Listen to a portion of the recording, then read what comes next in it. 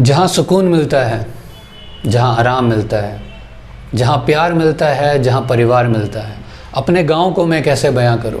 गांव तो वो है जहाँ इंसान को अपना पहचान मिलता है, पर अब पता नहीं कहाँ खो चुकी है वो पहचान, वो घर, वो कच्चे मकान। उत्तराखंड, जहाँ लगभग 16,500 के आसपास गांव हैं। पिछले 10 साल में लगभग 700 से ज़्यादा गांव अपने खो चुके हैं। मतलब यहाँ अब कोई नहीं रहता, और इन गाँव को मीडिया कहती है घोस्ट विलेज। सुनने में स्कैरी, किसी को funny, but in reality sad story. Pauri 331 ghost village, Almora 105 ghost village, Pithoragarh 103, Chamoli 76, और बाकी लिस्ट आपके सामने ये रही। तो आखिर इन सब के रीज़न क्या हैं? Reason number 1, hospital. यहाँ ना तो कोई अच्छे हॉस्पिटल है, ना यहाँ कोई डॉक्टर रहना चाहता है। Heart patient, pregnant women, accident वाले पेशेंट रास्ते में अपनी जान गंवा देते हैं। Reason number 2, education. बच्चों को पढ़ाई के लिए गांव से बाहर ही जाना पड़ता है। गांव के प्राइमरी स्कूल किलोमीटर के हिसाब से दूर रहते हैं। यहाँ ना तो अच्छे रास्ते हैं, ना ही गाड़ियों की उपलब्धता। स्कूल्स की हालत, टीचर्स की हालत, रास्तों की हालत सब खराब। तो आखिर बच्चे गांव में रहना क्यों प्रेफर करें? तीसरा, जॉब अपॉर्चुनिटी। गांव में बस एक ही रोज़गार है, वो है केवल किसानी। किसानों की हालत इतनी ख़राब कि ना वो अपने बच्चों की एजुकेशन पर अच्छा पैसा लगा सकते हैं, ना उनकी हेल्थ पर। किसानों को यहाँ हमेशा अंडररेटेड ही रखा जाता है। इन्हें अपनी फसल का पूरा पैसा नहीं मिलता, ना ही इनके पास मशीनें हैं खेती करने के लिए, क्योंकि यहाँ उत्तराखंड में सीढ़ीदार खेत होते हैं। यहाँ आज भी बैलों की मदद से ही खेती की जाती है।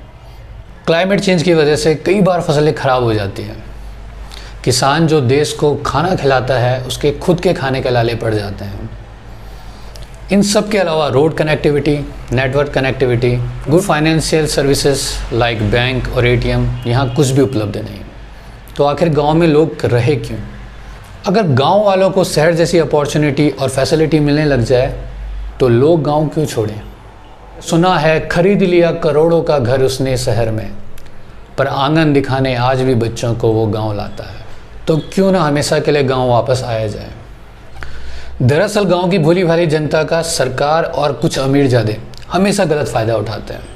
जॉब्स की अगर गांव में कमी होती तो क्या ये बाहर के स्टार्टअप यहाँ आकर करोड़ों रुपए कमा पाते हैं? एक बाहर का आदमी गांव में आके सस्ती सी ज़मीन खरीदता है, उसमें होटल्स और रिजॉर्ट बनाता है, पर आप और आपके बच्चे उसी होटल में बर्तन धो रहे होते हैं। जिस ज़मीन का आप मालिक हुआ करते थे, आज उसी में गुलामी कर रहे हो। गांव के युवाओं को पता नहीं क्या हो चुका है। Future organic farming, medicinal plant, tourism पे बेस है, और आप बाहर जाके 10-20 हज़ार की नौकरी करने में खुश हो। सरकार इतनी सारी स्कीम निकाल रही है, सरकार लोन दे रही है, सरकार सब्सिडीज़ दे रही है। हर दिन आप स्टार्टअप ही सुन रहे होते हैं। स्टार्टअप के ऑनलाइन कोर्स, ऑफलाइन कोर्स बिक रहे हैं, पर जिन्हें स्टार्टअप सीखने की ज़रूरत है वो किसी और के अंडर काम कर रहे हैं। स्टार्टअप का मतलब क्या है, ना तो गांव की जनता जानती है, ना वहाँ के युवा। गांव का युवा चाहे तो गांव में आके स्टार्टअप स्टार्ट कर सकता है, पूरे गांव को खुद रोज़गार दे सकता है। पर कमी केवल यहीं पर नहीं रहती। कभी कभी तो गांव के किसान को ये भी पता नहीं होता कि उसकी ज़मीन किस खेती के लिए बनी हुई है। सॉइल टेस्टिंग का उसे कोई आइडिया ही नहीं है। सही मायने में उत्तराखंड में एग्रीकल्चर बेस्ड एजुकेशन की ज़रूरत है। उस एजुकेशन की बात नहीं कर रहा हूँ जो कुछ यूनिवर्सिटी में मिलता है, जहाँ के बच्चों को प्लांट में डिफ्रेंशिएशन करना ही नहीं आता। उन्हें ये पता नहीं होता कि कौन सी फसल किस चीज़ की है, रबी कौन सी होती है, खरीफ कौन सी होती है। उस एजुकेशन की बात नहीं कर रहा हूँ। गांव में आकर गांव के लोगों को, गांव के युवाओं को एजुकेट करना, उनको उनकी मिट्टी का सही मूल्य बताना, इस टाइप के एजुकेशन की ज़रूरत है। समर वैकेशंस, विंटर वैकेशंस, सबका पैटर्न चेंज होना चाहिए, क्योंकि जब नई फसल लगती है या फसल कट रही होती है तो उस समय बच्चे या तो स्कूल होते हैं या फिर कॉलेजेस, और खेतों में केवल गिने चुने बुजुर्ग ही काम कर रहे होते हैं। कुल मिला के पॉइंट ये है कि गांव में ज़्यादातर खेत हमेशा खाली छोड़ दिए जाते हैं, क्योंकि उन पर काम करने वाले कोई होता नहीं।